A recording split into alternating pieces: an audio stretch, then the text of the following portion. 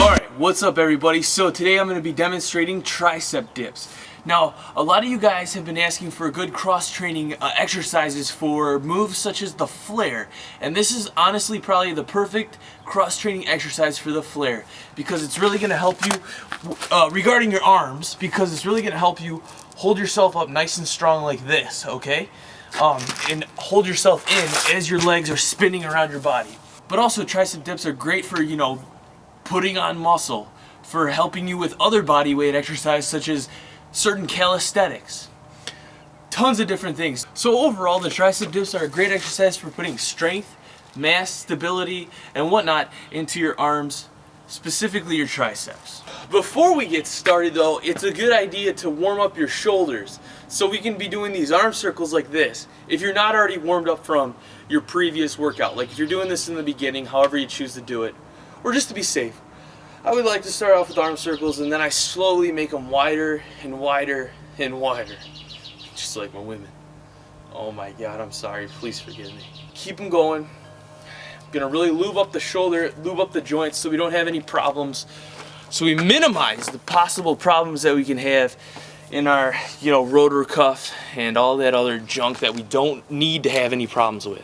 The first type of tricep dip I'm going to show you guys is the one regarding a bench. Now if you're at the gym and you don't want to be using grandma's bench like this, you can use a like a weight bench, for like bench press or dumbbell press or one of those benches.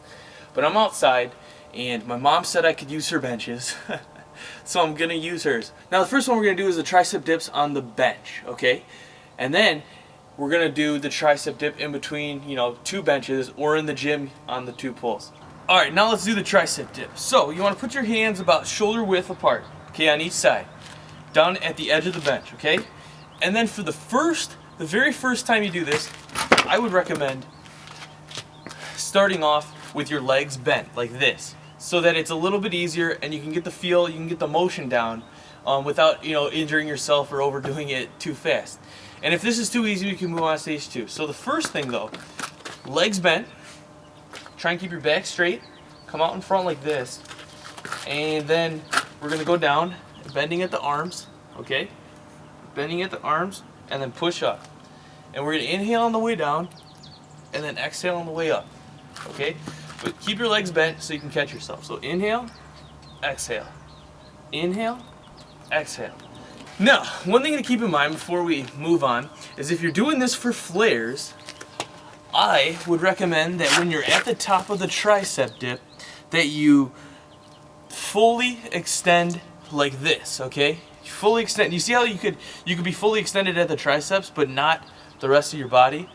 If you are doing this for flares, when you come up to the top, be sure you're fully extended up like this, okay? Because that makes sense for when you actually go to the flares. You want to be as high off the ground as possible, and that's something I always stress when learning the flares, is have yourself pushed up as high as possible. So when you're doing this cross-training exercise, you want to be sure you're mimicking what you're actually going to be doing when you're going to practice the flares. Now that's just for flares. If you have other goals like keeping tension on the tricep for a longer period of time, you might not want to fully lock out with the elbows, and it's all different depending on your goals. But that's just a little highlight for flares, alright? Sounds like a plan. For flares, we have our legs bent, stage 1. Down, up, and we fully lock out for the flares. Not fully lock out with the elbows to where it's like break, but fully push up with the rest of our body.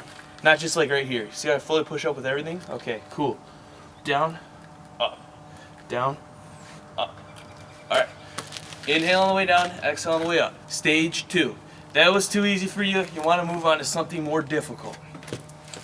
We're going to straighten our legs now, okay? So we straighten our legs, we bring it up, try and keep your back straight.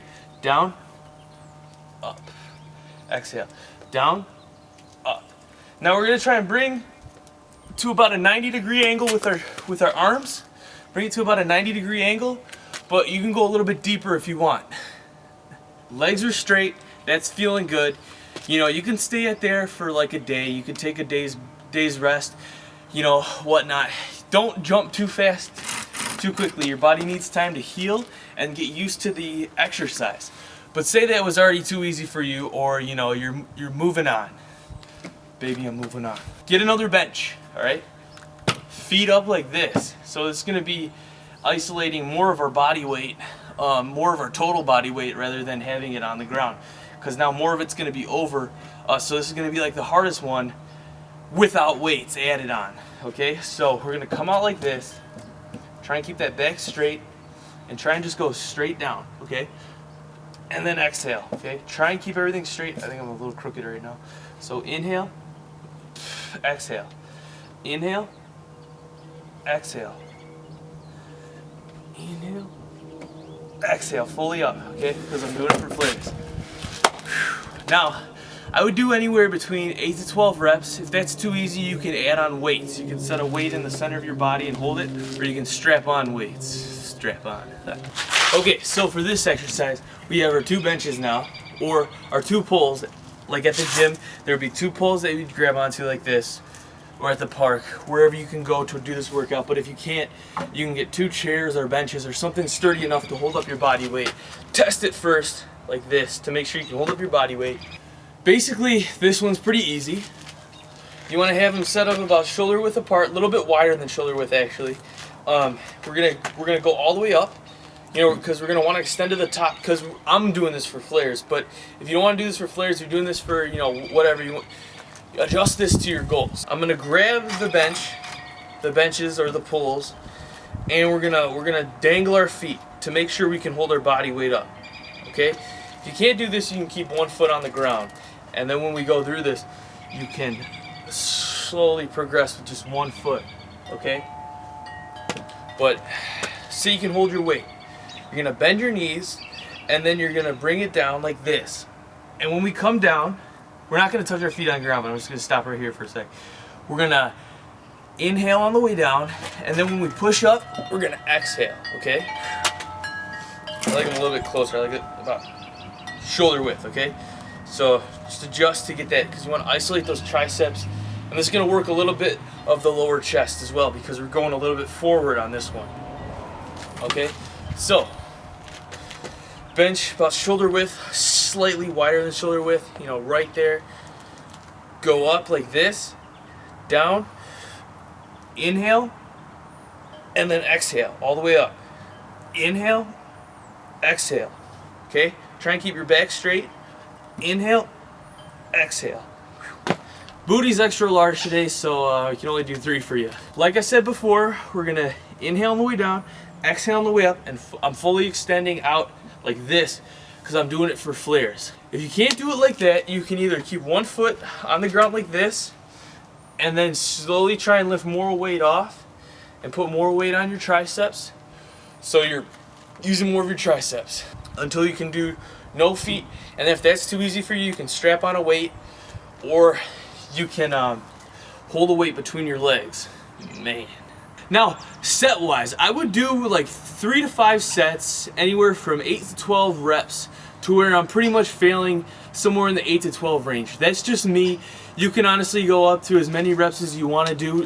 You experiment and see how that affects your other training and affects your own body, because you got to see what happens to you, and you got to really free your mind when it comes to you know, customizing your own workout. Because if you listen to everybody else, that's what works for them.